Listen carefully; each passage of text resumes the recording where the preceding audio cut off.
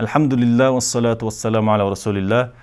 Ай календармен қарай тұрған болсақ, учурда біз Зул Қаада айының 29 күнінде тұрабыз. Алдыбызда Зул Хиджа айы келе жатат. Ошондуктан ага карата фазилеттерди билүүбүз керек. Зул Хиджа айы бул ажылык кылына турган айлардан бири болуп саналат. Жана бул Зул Хиджа айынын баштап кон күнү өзгөчө фазилеттерге ыйык күндөрдөн болуп саналат.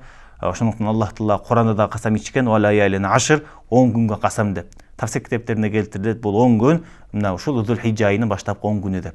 Жана пайгамбардын хадистеринен дагы баяндаган бул 10 күн артык экен деген. Сахih Бухари китебинде келтирилет, пайгамбар саллаллаху алейхи ва саллям айтат: "Ма мин айям ал-амалу салиху фиха ахабба ила Аллахи мин хазихи al-айям", яни айям al-ашр. Зул Хиджа айынын баштапкы 10 күнүндө кылынган жакшы амалдар, сооптуу иштер Аллахка башка күндөргө караганда өтө сүйүктүү болуп саналат.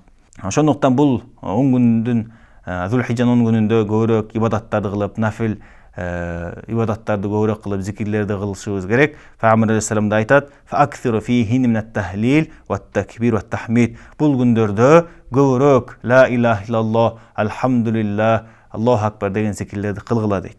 Жана ошондой эле кайрымдуулук, садак иштерди кылсак жакшыраак болот. Орозо кармасак жакшыраак болот. Себеби Пайгамбар алейхиссалам ошондой кылган. 10 күндүн 9 күнүн орозо кармап, ал эми 10-чу күнү кармаган эмес, себеби ал Курбан айт болгондуктан айт күнү орозо кармоо албетте тыйылган.